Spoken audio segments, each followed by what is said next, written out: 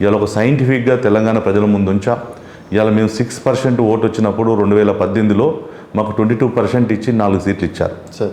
ఇప్పుడు మేము అడుగుతున్నామంటే 14% మీరు మన ఎన్నికల్లో ఇచ్చారు, 23 అసెంబ్లీ ఎన్నికల్లో. మాకు 35% ఓటు బ్యాంక్ తోటి 10+ సీట్లకు మీరు మద్దతు ఇవ్వండి అని చెప్పేసి తెలంగాణ పక్క గెలుస్తారా? నమ్మకం ఉందా? 100%. కేవలం 8 స్థానాలు గెలిచింది బీజేపీ పార్టీ, మీరు ఒకటేసారి 10 స్థానాలు గెలుస్తా అంటున్నారు, గెలుస్తారా? మరి అదే చెప్తున్నా, ఒక సీటు గెలిచినప్పుడే 4 ఎంపీలను గెలిచాం. ఓకే, 1:4. ఇలా 8 సీట్లు గెలిపించినప్పుడు మరి ఎన్ని రావాలి? అంటే ఇక్కడ ఉన్న Congress government sir. Yes, Congress అయినా కొత్తగా వచ్చింది కాంగ్రెస్ 6 గ్యారెంటీల ఎఫెక్ట్ ఉంటుంది. 6 గ్యారెంటీలు వాళ్ళు మొత్తం ఫెయిల్ అయిపోయారు. ఆల్రెడీ 2 గ్యారెంటీలు సక్సెస్ఫుల్ గా నడుస్తున్నాయి. ఫ్రీ బస్సులు కావచ్చు, 10 లక్షల ఆరోగ్యశ్రీ కావచ్చు. నాకు తెలిసి ఇంకో ఈ ఫిబ్రవరి నెలలో ఇంకో 2 గ్యారెంటీలు అంటున్నారు. ఎఫెక్ట్ ఏం చూపించదు అనుకుంటున్నారు? 2 గ్యారెంటీలు ఏవైతున్నావో 2 కూడా ప్రభుత్వానికి ఎలాంటి ఇబ్బంది లేని పథకాలను పెట్టాడు.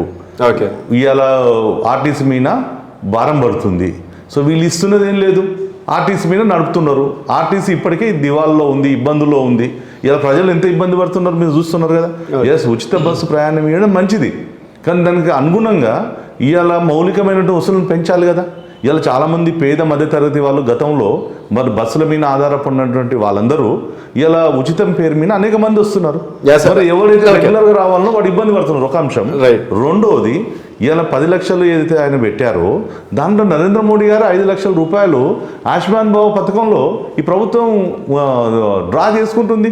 సో 5 లక్షల రూపాయలు కేంద్రం ఇస్తుంది, ఆ దానిపైన జరిగేటువంటిది రాష్ట్ర ప్రభుత్వం ఇస్తున్నది.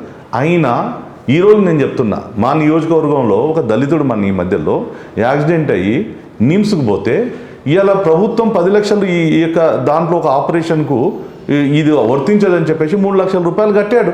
ఓకే, అంటే ఇప్పటికీ విధి విధానాలు పూర్తి స్థాయిలో చేయలేదు. ఇలా 6 గ్యారంటీలతో ఇలా వీళ్ళందరూ అనుకున్నటువంటివి అన్నీ పోయినాయి. ఇలా మీరు చెప్తున్నారు కదా, కొత్త ప్రభుత్వం వచ్చింది, ఇవన్నీ వాళ్ళు నిలబెట్టుకోలేరు. ఇవాళ రైతుల విషయంలో ఫెయిల్ అయిపోయారు. ఇలా మీరు చెప్పారు కదా, రైతులకు 500 రూపాయలు బోనస్ ఇస్తున్నాడు కదా, అయిపోయినాయి, ధాన్యం కొనుగోలు అయిపోయినాయి. మరి ఏ రైతుకి ఇచ్చారు?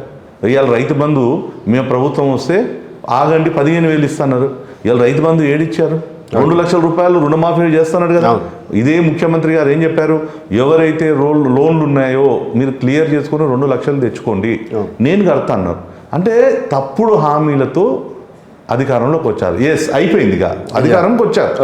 సో వాళ్ళు ఇవి నిలబెట్టుకోలేరు, ఇది క్లియర్. ఓకే, రెండోది. మూడోది ఏంటంటే ఈ ఎన్నిక దేశానికి సంబంధించిన ఎన్నిక. ఇది రేవంత్ రెడ్డికి సంబంధించిన ఎన్నిక కాదు, రాహుల్ గాంధీ వర్సెస్ నరేంద్ర మోడీ గారు. సో రాహుల్ గాంధీ వర్సెస్ నరేంద్ర మోడీ గారు వచ్చినప్పుడు మరి ఎవరు వస్తారు? ఒకవేళ కాంగ్రెస్ వాళ్ళు ఏమైనా స్ట్రాటజీ మార్చి రాహుల్ గాంధీ ప్లేస్లో రేవంత్ రెడ్డి గారిని పెడతారా? ఓకే, పెడతారా మరి? సరే, ఓకే. మీ మహబూబ్నగర్ గురించి మాట్లాడదాం సార్. సరే, 10 స్థానాలు గెలుస్తారు. మీ మహబూబ్నగర్లో దాదాపుగా 3-4 పేర్లు వినిపిస్తుంది. షాద్నగర్ టికెట్ త్యాగం చేసినందుకు మీ పేరు కావచ్చు, డికేఆర్ నగర్ పేరు కావచ్చు, శాంతికుమార్ గారి పేరు కావచ్చు, జితేందర్ రెడ్డి గారి పేరు, ప్రధానంగా 4 పేర్లు వినిపిస్తుంది. మీ షాద్నగర్ నుంచి మీకు టికెట్ వస్తుంది అనుకుంటున్నారు. ఒక యువకులకి పెద్ద పీట వేస్తున్నారు, నరేంద్ర మోదీ గారు అంటున్నారు అని గర్వంగా గొప్పగా చెప్పుకుంటున్నారు కదా, ఇచ్చే అవకాశాలు ఉన్నాయా? సో తప్పకుండా. అంటే ఈ 4 జర మీరే యువకులుగా కనిపిస్తున్నారు కాబట్టి. నేను 48 నా ఏజ్. సో నేను యువకుడిని, పాలిటిక్స్లో అయితే యంగ్ యువకుడిని. సో మా మహబూబ్నగర్ జిల్లాలో 2 ఉమ్మడి మహబూబ్నగర్ జిల్లాలో నాగర్ కర్నూలు, మహబూబ్నగర్. సో మహబూబ్నగర్కి వచ్చినప్పుడు వాస్తవం కూడా నేను గతంలో 2 సార్లు టీచర్ ఎమ్మెల్సీకి పోటీ చేశాను. అంటే నేను గవర్నమెంట్ జాబ్ను వదులుకొని 32 ఇయర్స్ ఏజ్లో, అంటే నాకు ఇంకా భవిష్యత్తు ఉన్నా కూడా సంస్థ పిలిపిస్తే నేను పనిచేశాను, రాజీనామా చేసి కంటెస్ట్ చేశాను.